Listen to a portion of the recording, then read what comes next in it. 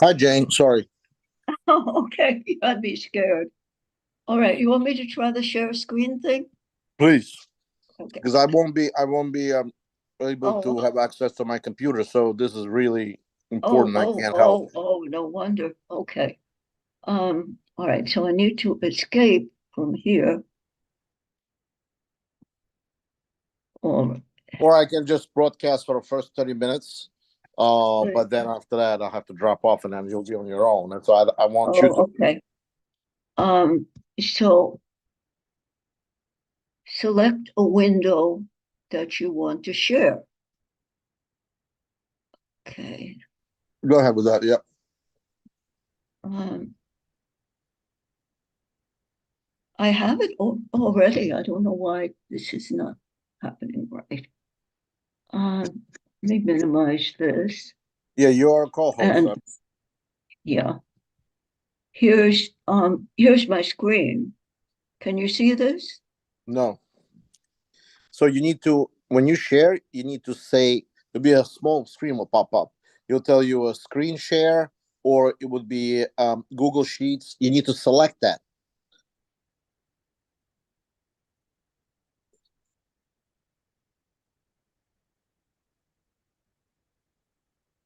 Okay, I don't know if I'm in here or out of here. Let me see.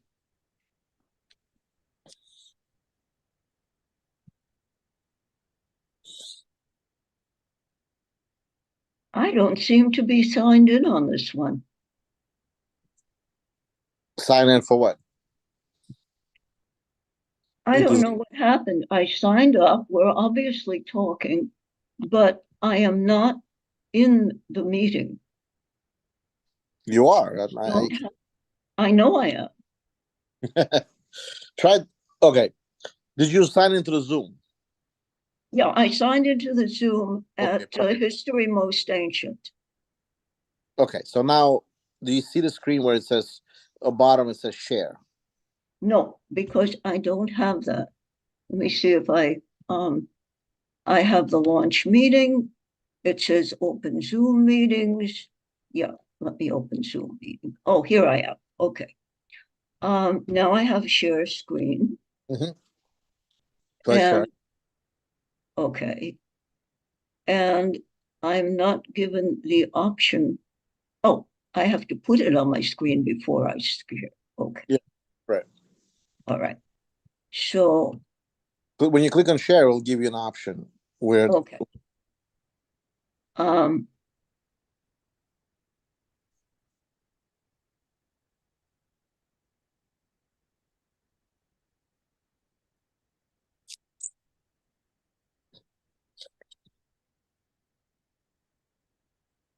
Screen. Excellent. Do you see it? No, I don't. But I heard word screen, and I almost Oh, screamed. that's share screen. Here you go. It's something sharing. Yes, Erica. Very nice. Now you need to go your Google Sheets. It's right now. It's just. Wait, not all is done. Oh, okay. Um, Let me see if I put this small, why I can't see. Oh, are you still looking at the shared screen? Yeah, and then I can see the slides too. Okay, good. Oh, Excellent, excellent. Now, the preference would be maybe make it a full screen, or just leave it this way. This way, we're not messing with it. Oh, how about that? perfect! Wow, you're a professional. It works if you say, oh, slideshow, Oh, not the other thing. wow, this is really good. Wow. So I guess your notes are on the side, right? They're not on the Google Sheet, so you read the notes on the side, right? Because I put it right on a Google Sheet. That's why Uh-huh. I presenters view and stuff like that. But whatever. It's Yeah. I don't see my notes, but I hope I remember what they are. I have a little note on my papers too. oh, okay, okay, yeah. Maybe next time I can show you a presenter's view. This way you can see the notes and you can see the PowerPoint. Okay. Hi everybody. We're gonna be starting in 8 minutes, maybe a little bit longer. The You're in the right place if you're on the Jean d'Arc. Well, how do you pronounce correctly? Jane d'Arc? Jeanne d'Arc. Jean d'Arc. Jean d'Arc. Okay. Yes. And you don't do too much with the Jeanne. It's really I know. old. And she was some character. I tell you. I mean, I wish in you know today's date we'll have somebody like that. We need Not somebody like that. not as delusional, but at least. Oh, sure, she wasn't delusional. She was guided by the saints. Did you ever watch the movie by Mila Jovovich? She was No, playing Jeanne d'Arc. no, no, no. Oh my God, what a great performance! If you get a chance, Uh-huh, watch Jeanne d'Arc by Mila Jovovich. Jovovich. She's uh-huh, um, she's a she came here as a child from Russia, and she's an amazing. She was in a lot of the you know serious movies like Resident Evil and stuff like that. She's a really good actress, and she was playing her. Oh my God, it's amazing. There was an episode where they conquer the castle, right? And uh-huh, John Park enters the castle, and one of the soldiers decides to kill another soldier because he likes his teeth, not realizing that you can't really do a transplant. uh-huh. Anyway, so he's about to butcher the soldier. Let's say an English soldier. He's about to butcher the soldier, and then she goes like, "Is this what I'm? This is what I'm doing it for people to kill each other, basically." Like that's not my original idea. No, I I think mean, it but was. the it was so graphic. The guy is like, "Oh, I like your teeth," and he just goes for it. It was ridiculous. So Well, again, 8 people are on so far. I think we're expecting 60 people or so, maybe a little more. oh my Depending gosh. the word spreads. Let me Just, see if I can make this go forward and back. That's one more. Sure. you just need Sure. to click up and down error. That's all. I don't have an up and down arrow. Sorry. Um, If you just click on one slide, it'll go next. yeah, okay. And then well, I can leave it on this. Okay. Oh, so you're gonna play a little movie. That's nice. Yes. Very nice. People like movies. Yeah, I like movies too. All right. So yeah, thank you for doing this. I had a couple other presentations early in the week that uh, one of my presenters dropped off. It was a really good presentation on kibbutzim, Israeli kibbutzim, and then also Iranian Persian history. You know, Which Mitani, Mitani through Medes to Archimedean to Sassanids and stuff like that. And again, a presenter dropped out, but we'll do it next. And then on the Richard is going to do something on the third on Ukraine Israel update. What's going on in those two wars? I guess that'll be interesting. And I have other one. The Templars, the acceptance of knighthood. Hyena of Auschwitz. We're gonna talk about Irma, who was at 22 years old, was a torturess at Auschwitz. It was an interesting fact. How does people turn evil like that? Interesting to know. I guess these days, it's like we're all coming back to the turn of a century. All the wars. It's so easy these days. One, two, three, and here's a war. Let me see who's on. We have about. We usually give it a couple of minutes after the hour. Thanks for people to join. If you can just drop where you guys are from, where you're hailing from, what kind of weather in your neck of the woods. It's really, really, really cold in New York. it's colder in New Jersey. Oh, and it's colder in New Jersey. Here you go. Oh, Virginia snow. Wow, Virginia snows. What we got to say? So guys, if you want to join and see our past presentation, we have over 1,000 videos. Through the COVID, we had a lot of interesting historical videos from um, first cities in the world to Roman and Greek Empire, medieval time. Jane did the Powerful Women series, and there's a many very powerful women there. Um, we should do gold if you want the Israeli prime minister one day. Jane, what do you think? That's a very good idea. Actually, I was thinking of Hildegard von Bingen. Okay, that's good too. Um, it's just famous words. We're going to negotiate with terrorists. We don't negotiate with terrorists. Just kind of like stuck with everybody. So here's our YouTube channel. Please, if you could go check out and then maybe you know have some kind of impression, like, dislike. We take anything. And a lot of people say our channels, not to brag about it, but they say there's a lot of very interesting stuff, and they wait for next video. Unfortunately, we used to do two or three a week, but unfortunately, with COVID subsiding, it's hard to get people to turn on Zoom, and we're also trying to do more in person.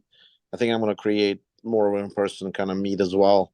This is absolutely free. We're not asking for anybody to do anything, but if you feel kind and you want to donate, on this website there's different ways, buy us a coffee or stuff like that. And it'd be nice to also, when I see Jane, buy her a coffee.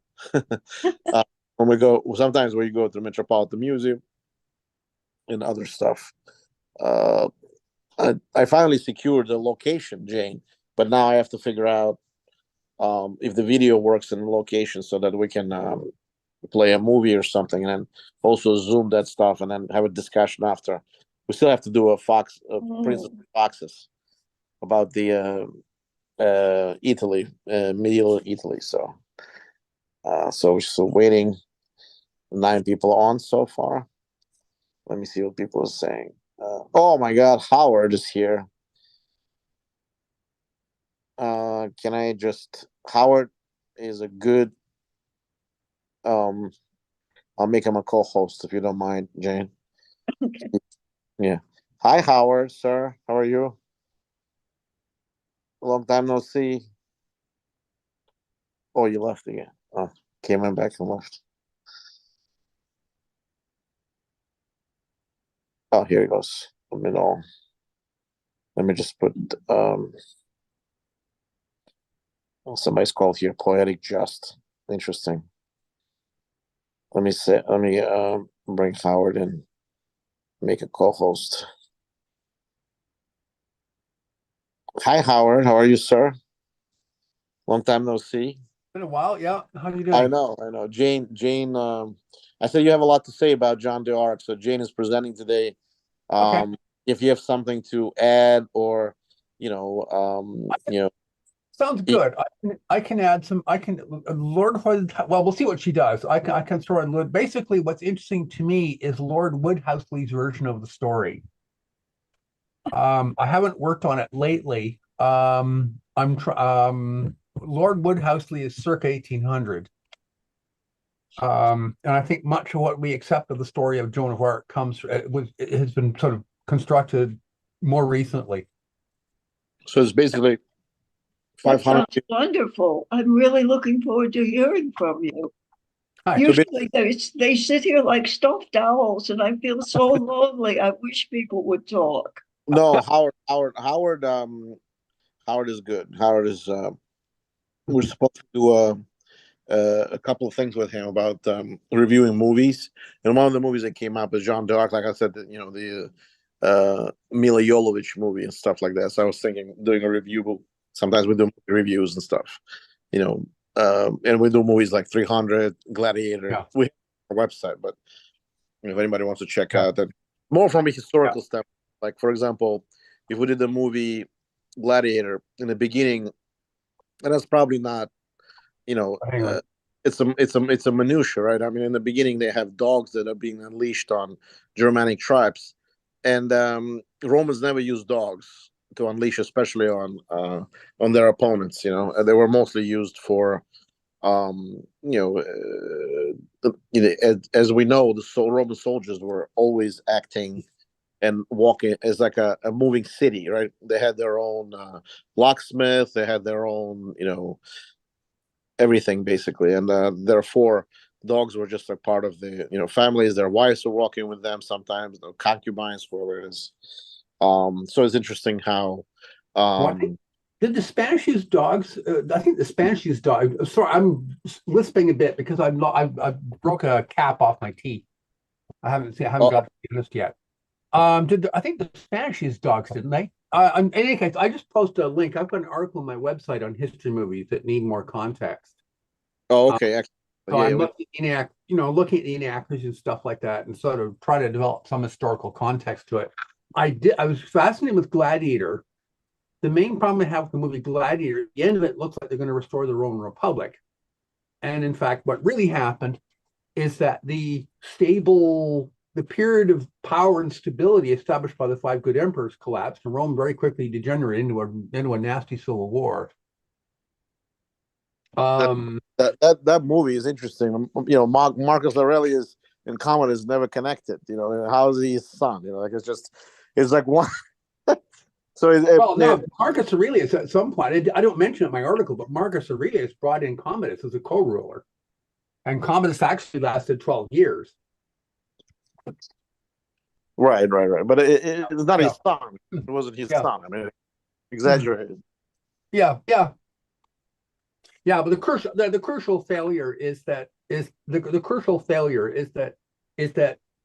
the movie has a happy ending. He's died bravely, and now they're going to rethink having an emperor and stuff like that. And that's not at all what happened in reality.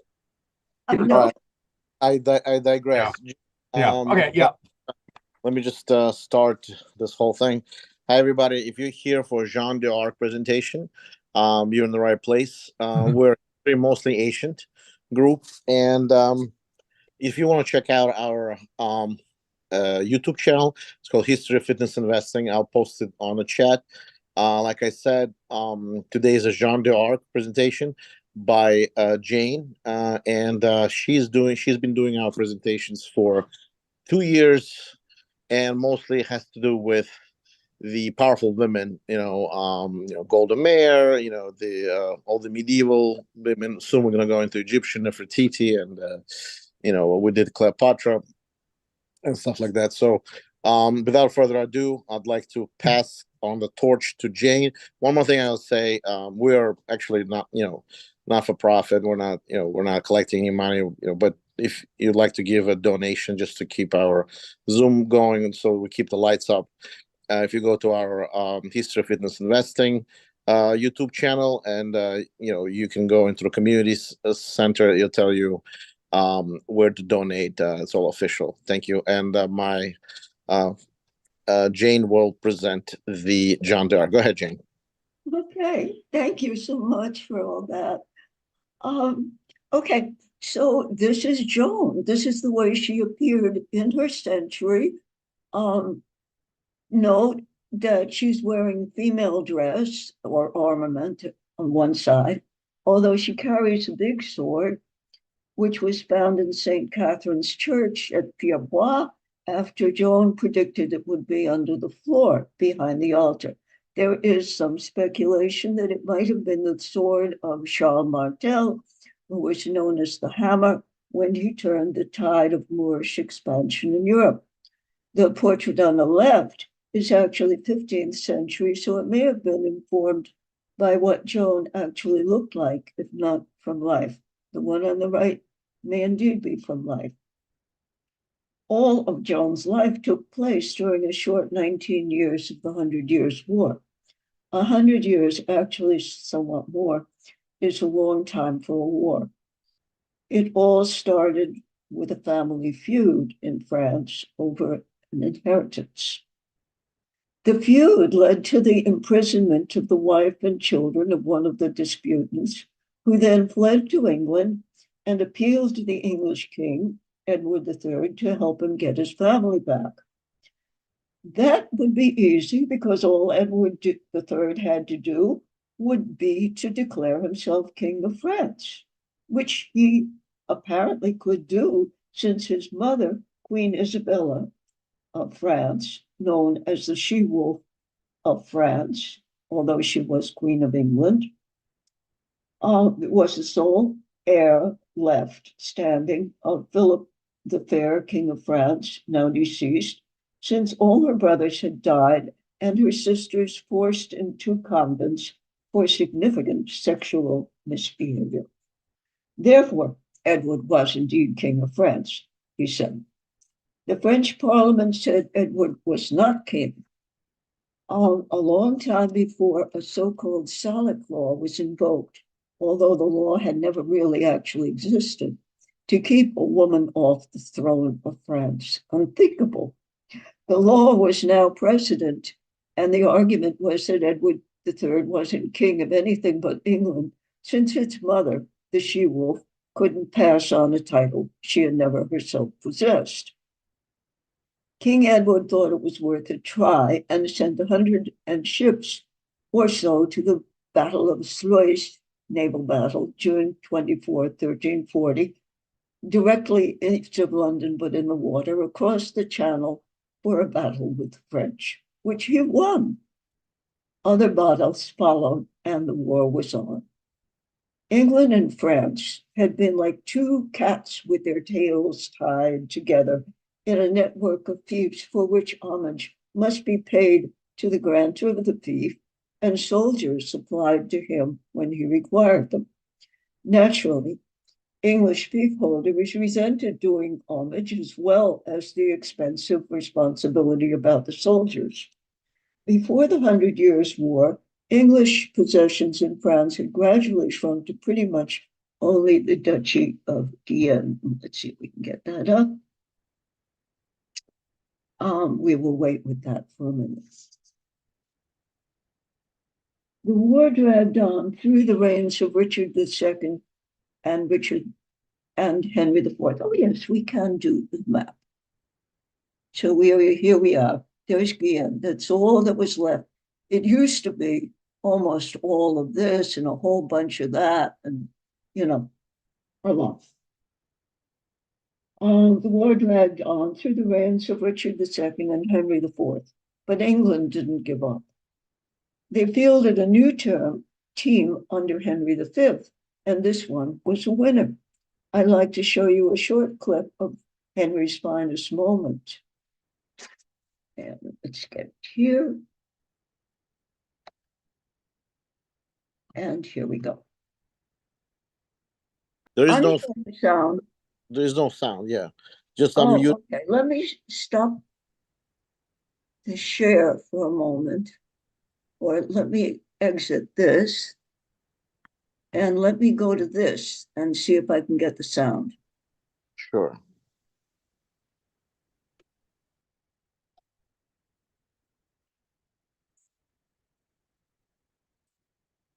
Do you hear it now? No. So are you through using headphones or it's not headphones? No, I don't have any headphones on. Okay, then look to see if there's anything there for the sound. You might have to share. What is this clip? Let me see if I. Oh God.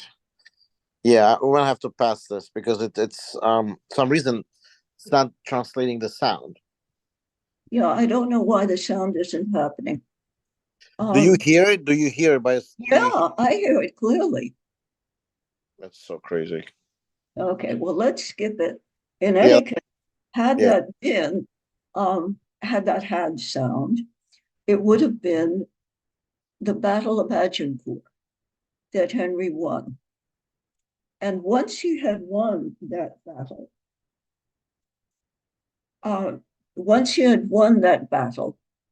he was now went on to win some more battles.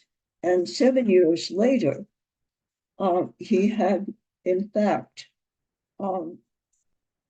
there was the Treaty of Troy, at which he became actually King of England.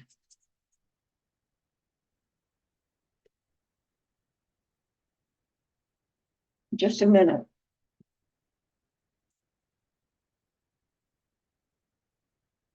I'm all confused because I'm out of sync here.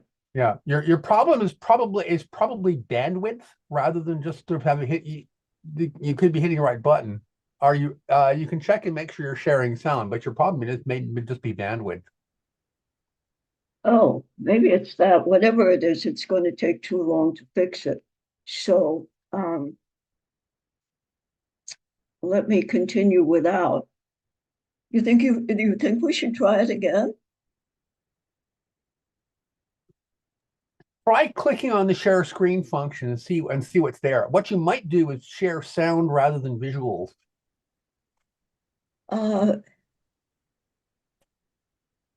New share. Try unsharing and look at the options on that. Okay. Also, Stop video. send the link. Also, Carolyn just sent the link to everybody, so maybe people can privately watch the link. Oh, that would be great. Yeah. All right. Why don't we ask them to do that? Yeah. So it's everybody got the link. So if you guys, maybe we'll have a minute. How long does this? Is it a minute or two? Let people watch. 3 minutes. 3 minutes. Okay, so just give people a couple of minutes to watch, Mhm. and then we'll resume. Okay. Is this his Band of Brothers speech? Yes. Yeah.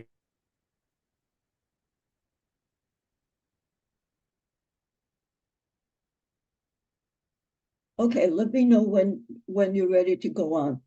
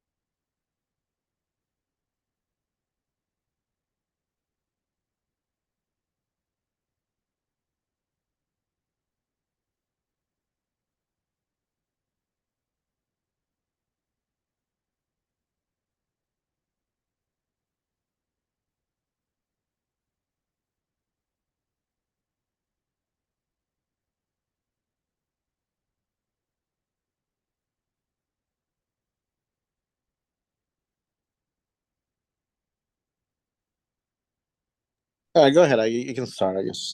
Okay. All right. So Henry continued with his other military successes. We got that far. And 5 years after Agincourt, the Treaty of Troyes was signed.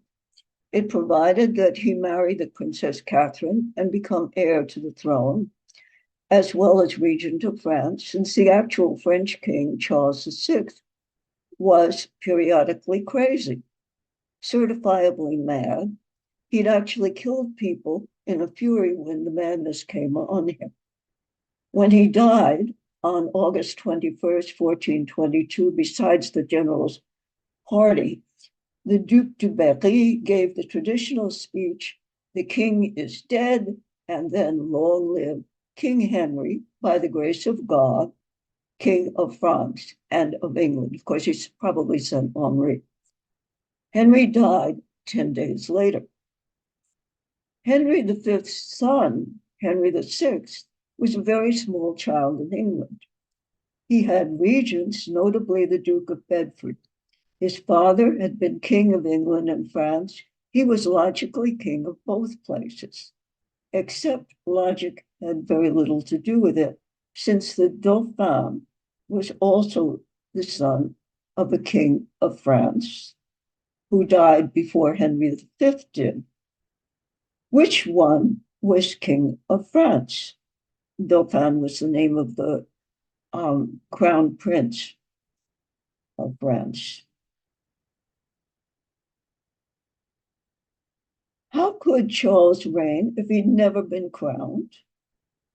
Henry had been crowned King of France. Okay, so it was in Westminster Abbey, but it was a coronation. And how was Charles VII to be crowned when the English held so much of France, including the Cathedral of Reims, where every French king had been crowned since 816.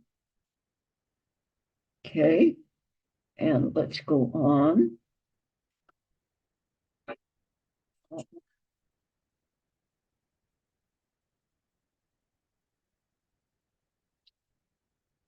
Okay, and continuing.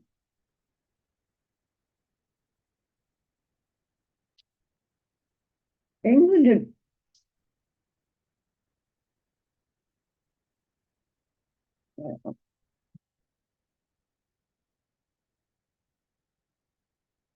there was a range of good.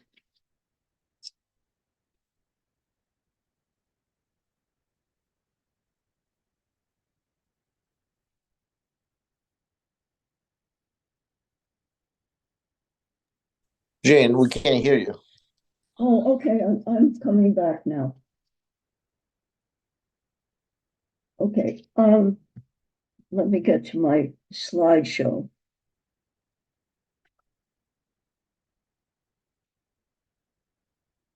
Yes, here we have Charles VI, the Mad King, and here we have Henry V. And if we continue, we then have a family tree of the situation. Now, back over here, we have Philip III, who is an authentic king of France.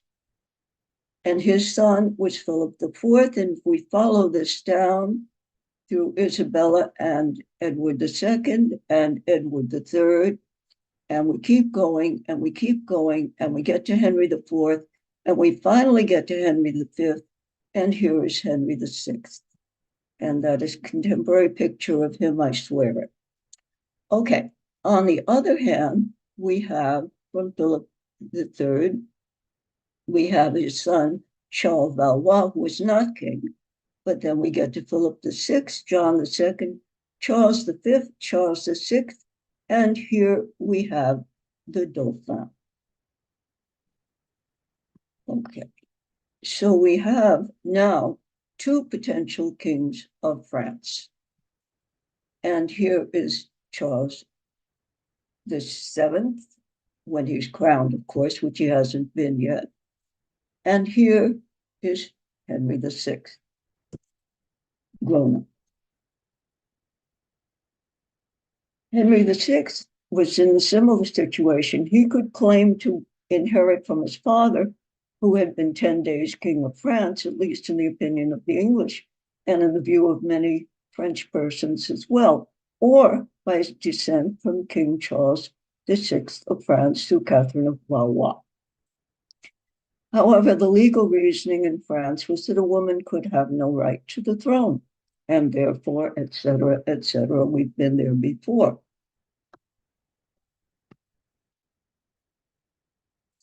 Let us continue. Okay, so now we finally get to Joan of Arc.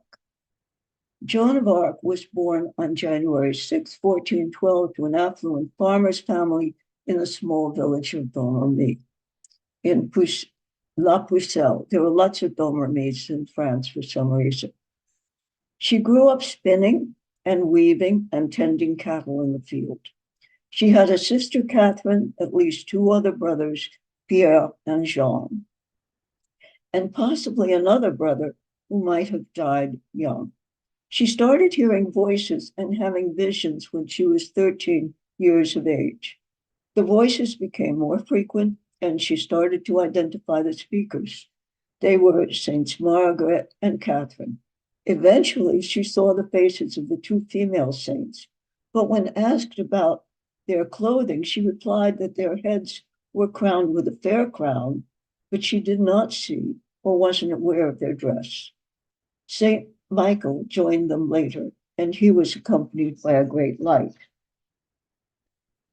There is a range of opinions about whether she was truly guided by saints or delusion. I think it's significant that the voices started at about the time she would have been starting to get her periods, and her identification of the two saints speaking to her came at an unspecified later time. When Joan was 16, which might have been the time that St. Michael joined, she was involved in a court case when she refused to marry a man to whom she had been engaged through apparently in opposition to her wishes. The legal question was one of breach of promise, and the suit could have been resulted in a large financial cost to her family. But fortunately, the judge sided with Joan. You can imagine the kind of pressure she would have been under at the time. Researching Catherine of Alexandria and Margaret of Antioch, the saints Joan claimed to hear, both were martyred when they refused marriage with a powerful suitor. Emperor Maxentius, in the case of Catherine, and an unnamed governor of what was then the Roman Diocese of the East for Margaret. Henry VI of England had been crowned king of both England and France in Westminster Abbey, but a French coronation was required to make it legal. When he was 9 years old, he was brought to Rouen, which was safely in English hands since Henry V won it in 1419. Reims was in the middle of a war zone, but a coronation with an English cleric was put together for him in Paris. As for Charles the Dauphin, he was ensconced at the Chateau Chignon and taking life easy. His generals took care of military matters, and he enjoyed the social life of his court. Joan's voices had told her to make the coronation happy. It was not an easy sell at any stage. She walked nearly 5 hours from Domremy to Vaucouleurs, determined to talk, depending on the source, to the district administrator, governor, or garrison commander, Robert de Baudricourt. Robert de Baudricourt Castle and Vaucouleurs. Let's see it. It doesn't look like much now because most of it's gone, but you give some idea of what it looked like. Down there is the town of Vaucouleurs, which is considerably larger than the town of Domremy. And still, Joan wasn't intimidated by all of this. She was turned away, and she returned. And Baudricourt sent her away again, with instructions to her uncle to box her ears. The third time was the charm. He sent her off to Chinon Castle, where the Dauphin, declared Charles VII, King of France, but not yet crowned, held court. What made the difference this time? In July of 1428, the Burgundians under Philip the Good, he was just called that, he wasn't particularly, had made an attack on the village of Domremy, scarcely a strategic target. They burned the church, though most, if not all, the villagers escaped by fleeing into the surrounding fields. It was obvious to de Baudricourt that the attack was meant to send a warning about Joan, and he was not one to let it scare him.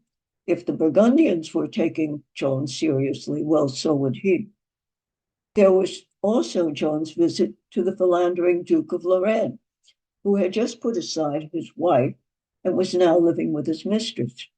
He had fallen seriously ill and thought that Joan might be able to cure him, since the local physicians had failed.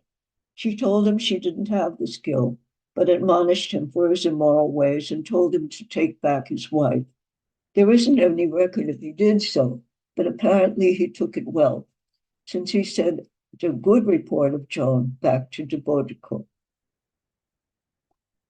Finally, on February 12, 1429, she told him that the French had lost a great battle that very day. The next day, word of the battle of the Herrings reached Vaucouleurs. The battle, an English attack on a supply convoy on its way to relieve Orleans, got its name from the barrels of salt fish spilled all around the field, along with the bodies of 500 plus dead soldiers out of 4,000 fighting at the end. There was no earthly way she could have known this when she did. Convinced of her divine inspiration, de Baudricourt sent her on. dressed for the first time in male clothing and mounted on a loner horse to the Dauphin at Chinon. One source said she had to recruit her own escort, but either way, recruited or assigned, Jean de Metz was one of the two men who accompanied her day and night. She slept between them, according to his testimony at her trial. He believed fervently in Joan and her cause and testified later that because of her goodness, he never felt the stirrings of desire for her, even under these intimate circumstances. Okay, and that brings us to Chinon Castle, which is the grandest yet. Everyone knows the story of Joan's first encounter with the Dauphin. In one account, he had been forewarned that she was coming and changed clothes with one of his courtiers, hoping to get some amusement from the encounter. Instead, she made a beeline for him, clasped him around the knees in obeisance. He denied being the Dauphin, pointed out the man wearing the royal dress. But Joan insisted. She was right, of course, and so passed her first test. She might have been coached, though, by anyone who had seen the king, so more tests had to follow. He sent her for 11 days of examination by a commission of clerics at the University of Poitiers. The cleric's conclusion is summarized in its opening statement.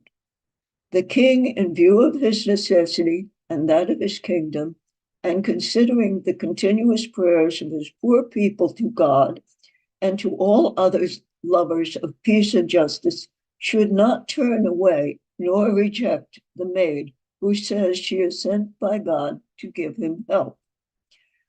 Well, as far as sidestepping an issue is concerned, that is, I think, a masterpiece. He should not turn her away.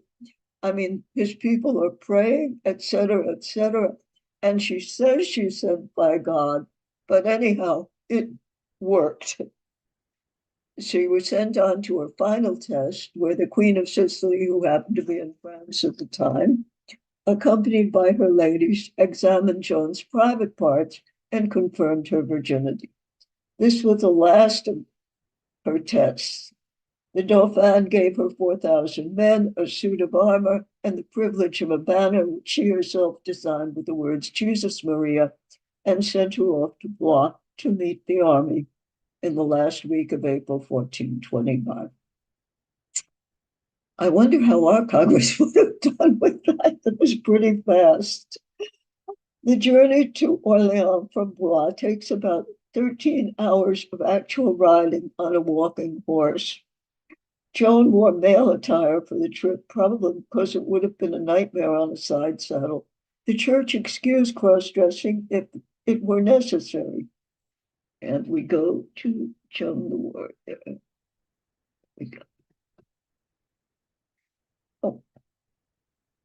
We go to Orleans. And right after sending Joan off to war, her banner flying in the wind, Charles sent his ambassadors to Paris to meet with the Duke of Bedford, the regent for the still young Henry VI. Their assignment was to make peace at Orleans, so the French could be withdrawn and the city given to Philip of Burgundy. The English replied that they'd invested too much in Orleans to consider this, and they didn't choose so that the Burgundians could swallow. They would come to regret that pretty soon. I'll go into detail only about the Battle of Orleans because this is a vital part of the story. But have no fear, I will pass the subsequent battles by with a nod, inspired by God or not. Joan had to win her battles the old-fashioned way. There was no circling the walls and playing trumpets to evade the process with all its earthly wounds and deaths. Okay, now let's take a look at this city of Orleans. The first thing we notice is this arched bridge. We will notice also, although you can really not see it very clearly, it's a drawbridge. Now, these things are not are not anything to do with the mechanism of the drawbridge, although it was probably controlled by there.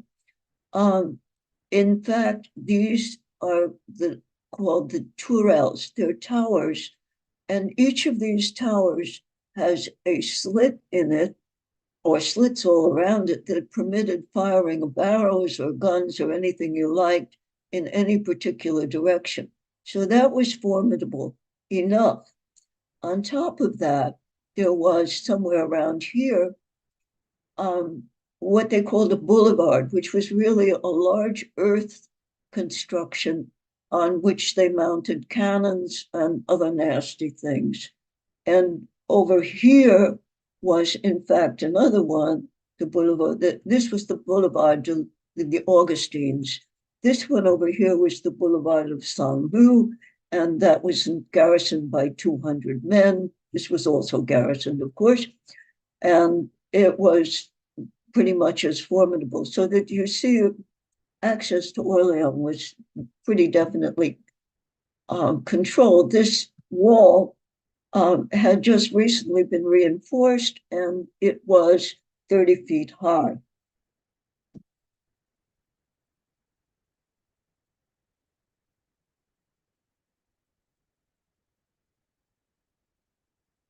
Okay, now we can go to the next slide, which is the diagram of it. And here we see the St. Augustine Boulevard. Saint-Lô is over here. That's the city. This thing is the Loire.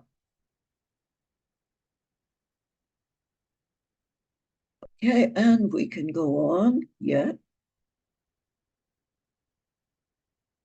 And here we have the Tourelles. Before Joan's arrival, the French defenders had caught a break. The brilliant English general, Lord Salisbury, was looking out of one of the windows of the Tourelles towards the city when a French cannon was fired pretty much at random. And it happened to get the window of that. And the debris tore half of Salisbury's face off, and he died a week later, we think. William de la Pole, the Earl of Suffolk, was a considerably less experienced commander, and he took over the defense. In the lull between enemy commanders, the citizens of Orleans sallied out and destroyed 2 of the archers in the bridge, and that put it beyond any quick repair in order to forestall any English invasion of the town. Now, the Loire is a tricky river. It's shallow in spots, very beautiful, by the way. I walked along it for about 7 miles a couple of years ago, and it's tidal at Orleans. Joan's forces had come from Chinon, about 100 miles to the west of Orleans, with a convoy of food and arms for the besieged city. But it was necessary to bypass it in order to use a ford about 4 miles to the east. The Orleanais sent out boats from the city, but accounts differ yet again.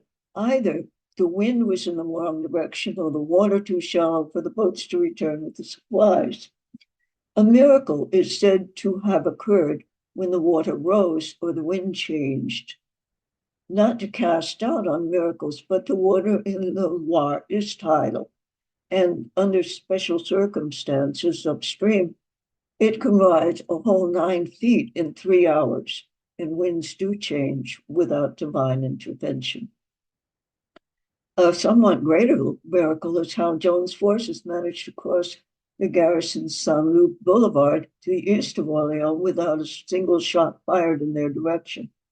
It would have been impossible for all of the 200 soldiers assigned to watch the river not to notice a whole army on the march. The Journal of the Siege of Orleans, however, explains that the Orleans sallied from the town and engaged the English to combat, to divert attention while Joan and her foodstuffs and armaments sneaked in. they gave her a delirious welcome. And now that we have, in fact, come to put her at Orleans, about to make the battle of her life, I wonder if we could have a brief intermission and let people talk. There are a couple of questions I'd like to ask. First, where do you stand on the saints versus inspiration versus dementia, or rather delusions? Anybody have any opinions on that?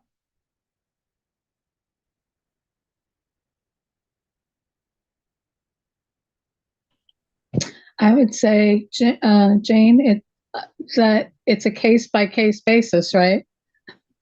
A case of what? A case-by-case basis. How do you mean that? Well, are you asking? I'm kind of discombobulated because I've been running around all day, but you said dementia. It's, yeah, I mean, how do you tell? It would be subjective no matter how you did it, because these are all people that lived centuries ago.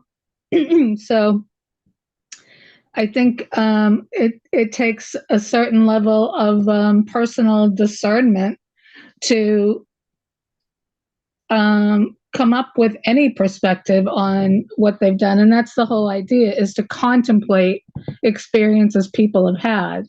You know, there's no requirement that you believe the stories of any given saint, but it presents material for thought, and ideally informed thought. Yes. One of the things about delusions is that people who are delusional can function quite well. I mean, we have visions of what schizophrenia is like, but it isn't always according to that vision. A lot of people function very well. A psychiatrist friend of mine once told me about a relative of hers who was convinced she was the Lindbergh baby. And he checked all the boxes. He was successful in his career. He did very well. He was happily married. People with bipolar, for example, some very, very famous and effective people with bipolar problems, which can occasionally spill over into delusions, are in fact function beautifully. And they usually are the people who can get people to rally behind them, because their enthusiasm when they're in the manic phase is so incredible that it just spreads out onto anybody. Yeah, well, that's a point that's often made, is the most successful con artists are those who actually believe the con.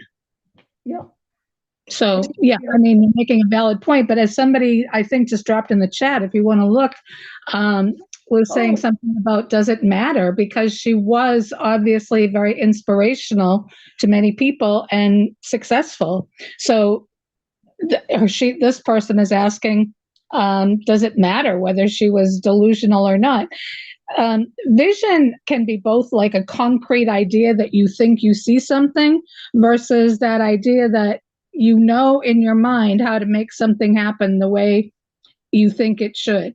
And that is also called vision, right? So kind of, does it really matter how concretely real it was and versus how knowledgeably real? Yeah, I'm reading some of these. Here's Lino. If we put aside for the moment the idea that she was divinely inspired, we are still left with the great puzzle of how she was able to inspire so much in others. Was she simply so much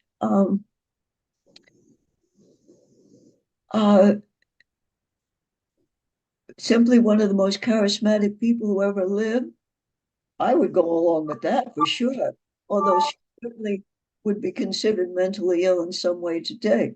This is almost as unsatisfying an answer as celestial beings. Okay. Exactly. When is the onset of schizophrenia? Usually later than 13. Absolutely. However, there are um, people who are schizophrenic later on have frequently had an episode in childhood that dissipated, and sometimes schizophrenia is diagnosed in the very young. Yeah, I have a friend whose daughter had several episodes that kind of were not formally diagnosed, but by the time she was like in her, I think around 17 or 18, it was pretty clear that a schizophrenia diagnosis was appropriate. I'm sorry. That's a shame. Yeah, especially if you know somebody who is literally going through that process, and you've known the person or the child, and it just is very heartbreaking to and that's part of it too. In this woman's experience, she was very aware that she was losing something, this young woman, I should say, and the parent, of course, wants it to be anything else but, almost. So yeah, it's pretty heartbreaking. But in this particular story of Joan of Arc, we don't have any other indication that she was considered in any way abnormal prior to that, do we? Well, no, but I should go on because I do have a fair amount more. Okay. Okay. All right. So the generals that were at Orleans. Okay. One thing that Joan was commander of the armies. Charles had assigned the Duke of Alençon to travel with her and assist her, in quotes, to keep an eye on her, I think. I don't think Charles had much insight into human behavior, or if he did, he didn't care. What he did was to send Joan, a female farm girl, nominally in command of 4,000 soldiers, and supposedly also in command of her most experienced ennobled male generals, already in residence in Orleans. Well, what would you expect to happen? Okay. The generals at Orleans were one on the left, the Bastard of Orleans. This is his actual title. It was not an epithet. He was otherwise known as the Count Jean de Daunois, first cousin to the king, an illegitimate son of the Duke of Orleans. Important guy. The Bastard, as I will call him for short, I'm on the other side, had been recently wounded at the Battle of the Herrings that we talked about, which he lost. None of this improved his temper. Number two in command was Etienne de Vignolles, Sieur de Montmorillon, Châtelain de Longueville, and called La Hire for short. Joan had only one strategic tactic: assault, full frontal, and God would handle the rest of it. Alençon was devoted to Joan and would have followed her into a volcano caldera. La Hire believed in her up to a point. The Bastard didn't. The result was endless squabbling and disagreement on tactics. Strategy conferences were held from which Joan was excluded. Even worse, the Bastard, who surely knew about Charles' plan to give Orleans to the Burgundians, had already offered to surrender it, but the English had refused the gift with a polite no thank you. The French had over 4,000 soldiers before Joan's arrival, and estimates of English troop strength were considerably less than that. But they were comfortably dug in and expecting major reinforcements. A convoy of 300 wagons of arms and 1,200 soldiers under John Fastolf, then on the march towards Orleans.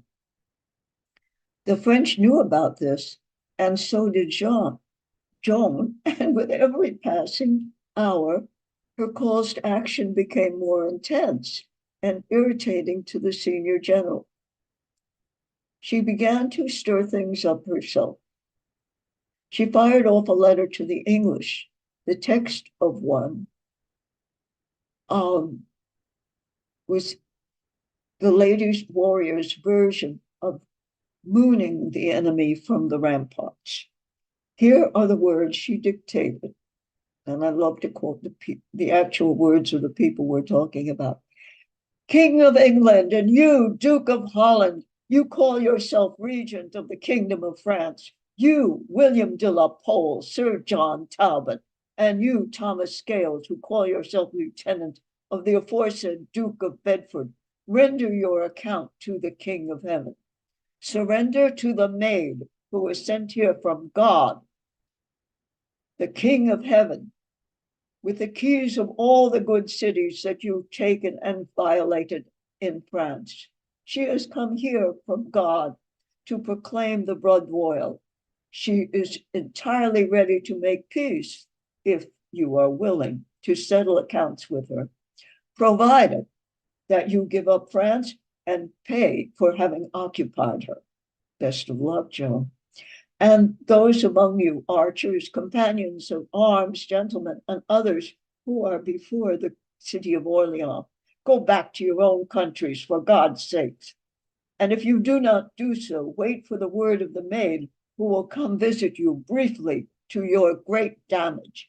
If you do not do so, I am commander of the armies, and in whatever place I shall meet your French allies, I shall make them leave it, whether they wish to or not, and if they will not obey, I shall have them all killed. I am sent from God, the King of Heaven, to chase you out of all of France, body for body, every last one of you. And if they wish to obey, I shall have mercy on them and have no other option, for you will never hold the kingdom of France. Well, the English imprisoned her herald and refrained from answering.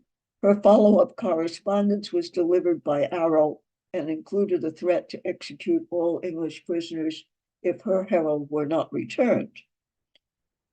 The senior generals settled back into torpor, but now the townsmen knew they had an army they could maneuver into helping them to lift the siege, and they shortly did exactly that. Without bothering to mention it to the other generals, the townsmen spontaneously rose one morning and attacked the English forces outside the walls.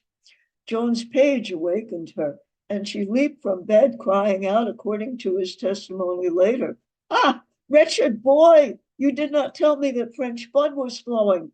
Where are those who should arm me? To horse, to horse!" The army had no choice but follow.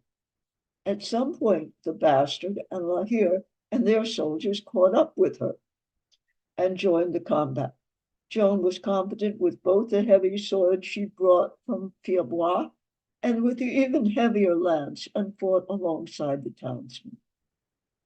She joined the slaughter of 140 of the Saint-Loup garrison. Another 40 were taken prisoner, and some, I guess 20, sensibly ran away. Saint-Loup was the key. The English knew that it was over, unless they could delay until John Fastolf reached them. Even the bastard knew they'd won. To drive the point home, the boulevard of the Augustines and even the Tourelles were taking the Joan way with full assault. Joan was wounded by an arrow at the Tourelles and was removed from the field, but she ran back to rally the troops. The English staged one last dress parade beyond the bridge to thumb their nose at the Orleans and marched off in good order. John Fastolf arrived too late, and his reputation, thus earned, has endured for centuries. He didn't live long enough to see him immortalized as Shakespeare's cowardly and devious John Falstaff on the boards of the Globe Theatre. The momentum from the victory of Orleans carried the French to victory after victory as they took Jargeau and chased the English through Meung, Beaugency, and Patay. By the time they massed for the march on Rheims, there were 12,000 soldiers following their maid on her way to keep her pledge to crown the Dauphin as King of France at last. And we can stop looking at the generals and go on. And here is the Cathedral of Rheims. And you can see the flying buttresses. Here, it's a beautiful, beautiful cathedral, which I have never seen. And here's the inside in which the kings of France were crowned. I don't think even this gives an adequate idea of the awesomeness of this kind of architecture, which you can only feel when you're sitting there in the nave, feeling yourself the size of a flea speck compared to the endless soaring of the Gothic arches surrounding you. And enough oohing and eyeing about that. And we now go to, I believe this is Philip the Good. No, this is the one I want. Here we have Philip the Good on the right. And here we have, oh, this is important. This is probably Charles about to get crowned. Okay, back we have Philip the Good. Look how pious he looked. He never realized he never told her anything in his life that wasn't a lie. And over here, we have John the Fearless, who I will explain in a minute, on the left. We need to talk about Burgundy, and Burgundy is all this mess in yellow. First of all, where was it? Kind of all over the place, as you see.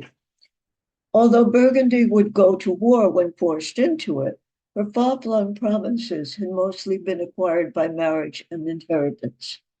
And the northern ones had made her fabulously wealthy from trade and the manufacture of woolen goods, including tapestries for the decoration and insulation of palaces and mansions, right up to Henry VIII and Hampton Court dining room. The feudal ties to France were so strong that John the Fearless, Duke of Burgundy, had been regent for the mad king Charles VI with a job, both during his minority and after his first bout of insanity. On the other side, Philip the Good had been offered the job of regent for the infant Henry VI and turned it down. To refresh, after Henry V's victory at Agincourt and elsewhere, the Treaty of Troyes between the English and French ended hostilities for a time and acknowledged him heir to the French throne. After his untimely death, the Treaty of Amiens, signed by Burgundy, Brittany, and England, pledged unity for the life of the three kingdoms. Amazing. In supporting Henry VI's claim to the throne of France. The ink on the parchment wasn't dry when Brittany and Burgundy got together and secretly agreed that if either one backed out and chose to support the Dauphin instead, they would remain at peace with one another. So basically, Burgundy and Brittany were free to switch an alliance if the wind changed, but England was stuck. Burgundy was consistently inconsistent, wavering in alliance with England and anybody else. Philip believed that Charles VII was guilty of having Philip's father, Duke John, incident of the Montereau Bridge, as I shall call it, occurred during a parley gone awry, and John's death might have resulted from a spontaneous scuffle. If Charles had planned it, it would have been tit for tat, since John had killed Charles' brother, Louis of Orleans. The Burgundians and the Armagnacs. I've been really very sloppy. I have referred to the Dauphin supporters as the French, and they obviously were French, but those French who were not supporting the English, and believe me, the French up in Paris and similar places honestly did support the English. The ones that supported the Dauphin were actually called Armagnac. Well, anyhow, the Burgundians and them had a small war over it. One more reason why Philip leaned more towards England than France, not that he would ever have let that get in the way of a profitable deal. Joan had only promised to raise the siege at Orleans and have the Dauphin crowned at Reims. Her mission was now complete, but she was champing at the bit, determined to go on until there was not an Englishman left on French soil. There was some pressure to go on too, probably not from the Dauphin, who preferred a quiet life, but possibly coming from the army and its noble commanders, who were still pretty euphoric at their unexpected victories and expecting them to continue forever. Meanwhile, the diplomats were active. The English really wanted out. The endless war was beggaring them. And they negotiated an agreement to hand Paris to the Burgundians. Meanwhile, Philip promised Charles to pass Paris on to him, for a consideration, of course, and the two monarchs signed a 2-week truce. Nobody was to build up forces, nobody was to make an attack, a truce, to complete the negotiations. Or at least that's what Charles thought. Philip used the time to reinforce Paris's defenses, already including those most formidable walls between the Bosphorus and the Atlantic. Okay, now we have come to the end of Joan's triumphs. This next part is interesting, I think, but a little sadder, a lot sadder. After preparations were complete, Philip did what he did best and reneged on the truce. Charles sent troops under Joan and d'Alençon to take the city, but Paris was not Orléans. For one thing, the Parisians were perfectly happy with the regency of John Lancaster, Duke of Bedford, and uncle of Henry VI. There would be no risings to help the Armagnacs and Joan. Joan's army marched towards Paris, taking along the way the surrender of Ossier and Troyes without a fight. They took up positions around Paris, but Paris was too well protected, and Bedford refused to come out and fight. The English sent insulting letters to Joan, but even when Charles joined the army, the command, not including Joan, of course, still felt discretion was the better part of valor. Joan's impassioned pleas for assault were finally successful. The assault was not. Joan stood outside the walls on an earthwork, waving her banner as she had at Orleans, a perfect target for the bowmen, and of course she was wounded in the thigh. Apparently it didn't get the femoral artery, but still. She lay where she fell until the dark of night made rescue possible. It was clear proof that she was not invincible. Charles ordered his army to come home. It was time for her to go back to Domremy, where she and her family had been ennobled. Charles was tired of war and its expense, and when Joan returned, he disbanded the army and negotiated a 4-month truce with Burgundy. We know how good that is, by transferring several towns to Philip. Charles didn't know that even while he was signing the truce, Philip was sending more troops to Paris to help in its defense of Paris and possibly to occupy it. Capture and trial. The towns of Senlis, Creil, Pont-Saint-Maxience, and Compiègne did not like being transferred to Burgundy. They had submitted bloodlessly to Joan because their allegiance was with Charles. They felt betrayed. The end of the campaigning season saw them plotting rebellion, which broke out the following spring.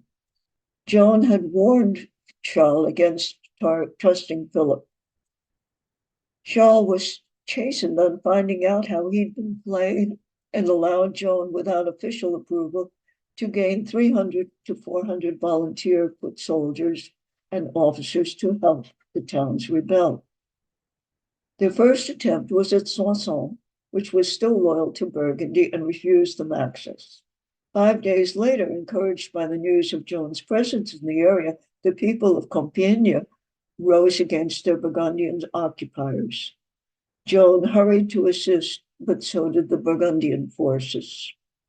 The Burgundians now significantly outnumbered Joan's troops, and her commanders counseled a retreat. Predictably, Joan refused to retreat. The rebelling townsmen retreated to the town. The Armagnacs fell back in spite of Joan's call for an assault, leaving a small rear guard at the city gate, which Joan joined. The city gate closed behind them to prevent invasion lest they failed, and the drawbridge was raised, so they were trapped.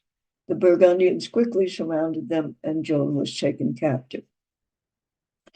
Joan was captured by a Burgundian bowman named Guillaume de Vendôme and quickly passed up the chain of command to Duke Jean of Luxembourg.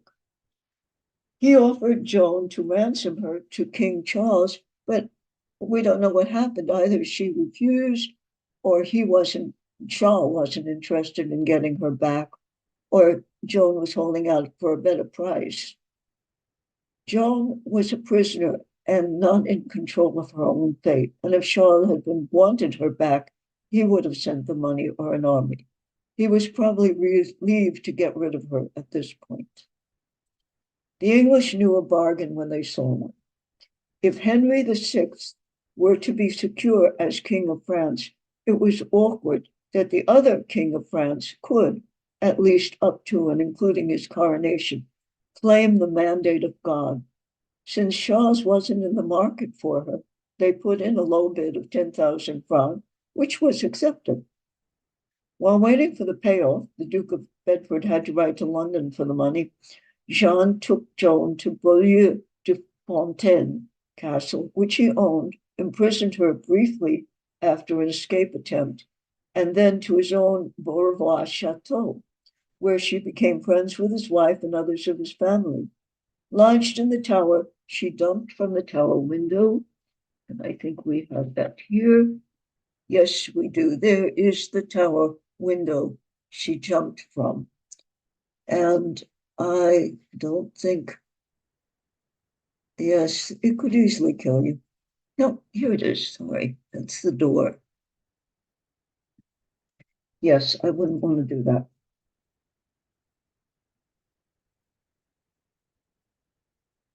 She said of this that she thought death would be better than to be in English hands, so she did know what was going on. But at her trial, she denied suicidal motivation.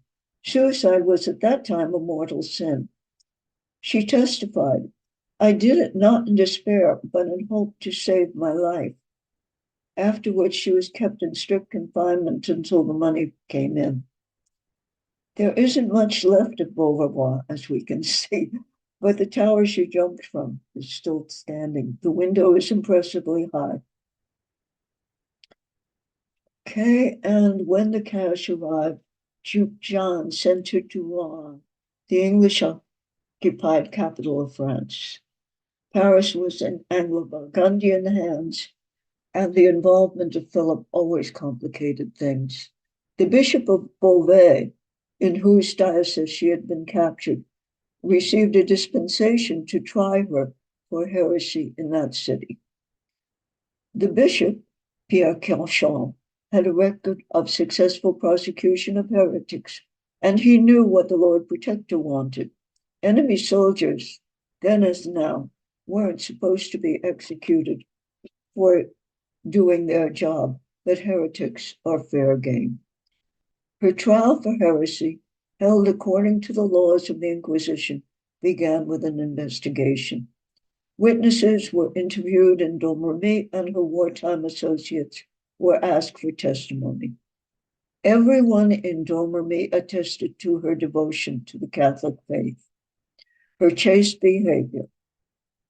Alençon, who fought beside her and armored her and slept beside her, had this to say, even though, echoing Jean de Metz, even though she was a young girl, beautiful and shapely, and there were many times when helping her put on her armor or otherwise, I saw her breasts, and sometimes her legs completely bare when dressing her wounds. I went near to her many times, and I was strong, young, and in my prime. Never did I feel carnal desire towards her from any sight or contact I had with the maiden. Neither did any of her soldiers or squires, based on what they heard them say many times. The process moved to her interrogation about her voices, her motive for jumping from the tower, and especially her male attire. This was a sin, although only in the Old Testament. It was excused if there was reason for wearing male dress, like riding a horse, use a motion in combat, and as now protection in her confinement against rape. The inquisitors ignored these exceptions and kept harping on this point. She wasn't in combat now. She was sinning by continuing to wear the pants. Joan kept insisting that her voices coming from God and not a mere priest were telling her to persist. I won't go very far at all into the trial because the transcript shows it was a steady and monotonous hammering by Cauchon on Joan's sins, mostly the clothing, but also killing people on his side of the conflict. Joan's invariant answer was that God had directed all her actions through Saints Margaret and Catherine, and that Charles VII would kick all English out of France. If you're interested, the whole transcript is available online in English at Fordham University's Medieval Source Book, which is a wonderful source itself, The Trial of Joan of Arc. At the end, she was brought to the cemetery of Saint Juan and the stake prepared for the fire. As the sentence was read, Joan's courage failed her. She was given the document of abjuration, and she signed that she had been in error about the voices, about wearing trousers, about everything. She was sent back to prison. Her voices were angry now. They warned her that denying them would damn her for all eternity. The fear of hell tormented her. 2 weeks after she'd abjured, on May 30th, 1431, she revoked the abjuration in full awareness of what would happen to her. She pleaded for her ashes to be buried in consecrated ground. She was burned immediately afterwards in the old marketplace of Rouen. She is said to have died quickly. Her ashes were thrown into the Seine. 15 years later, Charles drove all the English out of France, as she predicted. On May 16th, 1920, the church that killed her made her a saint. And I am done.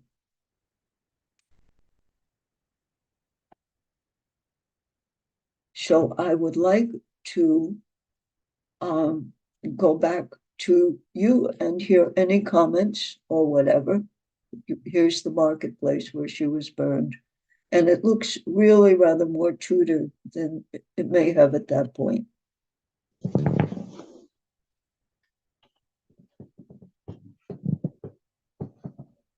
Hi, thank you so much, Jane. This was really incredible. I guess I have a question, interestingly question. Why would the French nobles be so easily swayed to give her away to English? I mean, understandably so that she was an inspiration to French troops, but at the same time, couldn't they spin it a way such as to use her to first throw all the English out and then declare her to be a heretic? Anybody got an answer for that? I'm not sure. Well, I would hazard a guess that it could have had something to do with the fact that she was not only a woman, but a very young woman. If the current backlash is any indication, I don't think they were that much more welcoming to female consultation in their battles. But Katie's raising her hand, so she might have a different perspective. Oh, I was going to bring up a new point, if it's okay. So it's the court. It's the court. She was tried in a court by the church. Was the church was the person who brought the court case? Is that how it worked? It was turned over to the church, and it was a church court. Okay, Howard? Yeah, This is something I've been looking into. A couple thoughts here. The first one is that nationalism, as we understand it, is like 18th century. In general, in the medieval nobles were supported people rather than state. So you were personally loyal to King Henry VI, or to Talbot or somebody like that, or you were personally loyal to Charles VII, or you were personally loyal to the Duke of Burgundy or whatever. It was all very personal. Yes. There's a first thing. The one I'm trying to wrap my head around is I collect old books, and I've got Lord Woodhull's Universal History here, and it's a very different, written about 1800, and it tells an extremely different story. And almost everything we read about Joan of Arc was written sometime during the 19th century. Yes. You note that she was sanctified in 1820, and 1920, sorry. You know, if we're going to stomp on the nasty English, you could have done that in the 17th century when they very clearly turned Protestant. Whereas they didn't do it until 1920. It's really complicated. This is all really complicated. Lord Woodhull's version is what you need to understand about the 100 Years' War is that Crécy, Poitiers, and Agincourt all have several things in common. The French showed up on the battlefield with vastly superior forces and somehow managed to bungle the actions. At Poitiers, the English were actually trying to sneak off the battlefield and avoid the battle. It was just incredible bungling. It totally trashed the reputation of French chivalry. And it showed an inability of the French to follow orders or submit to any sort of tactics. In a sense, what the French had to do is establish discipline. It's hard to explain what goes on in a battle. I mean, by every indication, Henry should have lost the Battle of Agincourt. He'd had marching and marching and marching from the minute he came on French soil. He was horribly outnumbered. I have no idea what kind of ineptitude caused the French to lose that battle. Do you? No, I don't. I'm trying to sort this one out. I've been researching it. The problem here is we read about the Crusades several hundred years earlier. The Frankish knights charged in formation. So you didn't just blindly charge across the battlefields in our mob. You actually formed up you actually had a formation, and you advance across the field in formation. And during the Crusades, the Arabs, for example, learned not to get in front of a Frankish charge. It was unstoppable. And if you get to, say, the Third and Fourth Crusades, everybody's reminding, stay in formation, charge in formation, don't go off as individuals. At Crécy, Poitiers, and Crécy and Agincourt, the French knights didn't follow orders, they just charged. The idea was to get across the battlefield first and win lots of glory. And to some extent, they trickled across in small numbers.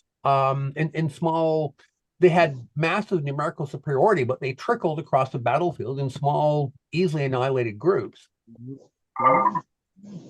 I'm actually not even sure how effective the longbows were. They were fairly good, but by Agincourt, I'm watching all kinds of YouTube videos. They're working out that the longbows at Agincourt were not capable of penetrating the current knightly armor.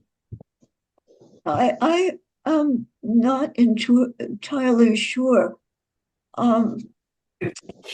It's very hard for me to get my head around these things. I mean, what has changed so enormously over the centuries? It has gone from hand-to-hand combat to flying over and dropping nasty stuff on towns. I don't know what makes a win. I'm trying to read Clausewitz on that, and I'm trying to read Sun Tzu and a number of other things, and it's absolutely fascinating. At Patay, I'm trying to make sense. I haven't read up enough of it. I'm going to look at the Wikipedia page. Basically, the French arrived on the battlefield and they charged immediately. At Crécy, Poitiers, and Agincourt, the English were able to fortify their positions. Were able to set up prepared fortifications. Usually what you did is you hammered stakes in the ground and your archers stood behind the stakes. Yes. And the cavalry couldn't run into it. At Patay, that didn't happen. They didn't get time. And the French ran them over and slaughtered them. At the other really important battles, I was playing trivia in a bar, and somebody challenged me to name the French victories in the 100 Years' War, and those are Patay, Formigny, and Castillon. And I think at Formigny and Castillon, the French had artillery, made efficient use of artillery, which wasn't a factor in the earlier battles. But essentially, you had to establish some kind of, I think, yeah, this is what they did. This is what they were doing wrong, and this must have damaged the reputation of French nobility. Probably not. Oh, by the way, I have something in the chat that someone asked for. I think it was Lino asked for a book that I could recommend on Joan of Arc. And actually, most of the biographies just sort of repeat one to the other. It's almost as if AI had been invoked, 20 or 30 or 40 or 50 years ago, because they all sound like they're taking one from another. But what I would suggest is that if anybody's really, really interested, they go to Fordham University's medieval source book and look for the trial transcript, any other sources that they can find on her. If not, almost any biography of hers will be. I read 3 of them and was a little disappointed in all 3, but maybe you'll be luckier than I was. I'm pushing. I read Helen Castor's biography of Joan of Arc. Sort of what I'm relying on. The problem with the story of Joan of Arc is it meets there's a lot of agenda there. I know you're loading, George Bernard Shaw was not some sort of a neutral observer. He really had ideas. I think Joan of Arc in the 19th century became a symbol of French patriotism, of French nationalism and stuff like that. It's a great Goliath and David story. Sorry, it's a great David and Goliath story. And so it satisfies a lot. It works well. The British have sort of been sporting about it. I've got, hang on a second. I've got pulling up my copy of, where is it? J.R. Green. Yeah, I got J.R. Green's History of England. This is a school textbook in Ontario from the 1880s, I think. And I think it does the straight Joan of Arc story. Pretty close to what you just did. Here we are. Reformation, New Monarchy, Joan of Arc. There we are, page 271.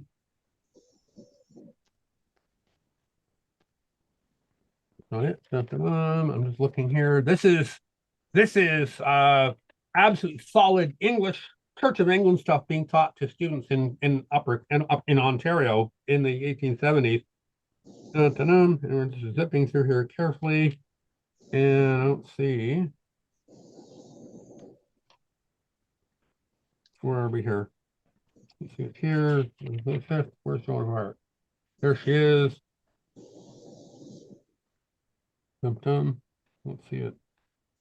We'll get back. Someone wants to say something. Go ahead. I'm still looking through it. Yeah, somebody put up your hand and let's talk. Yeah.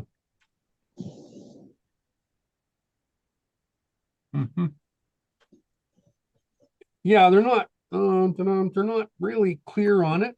I'm just kind of skimming it rapidly. I should have looked at this more carefully. This is English.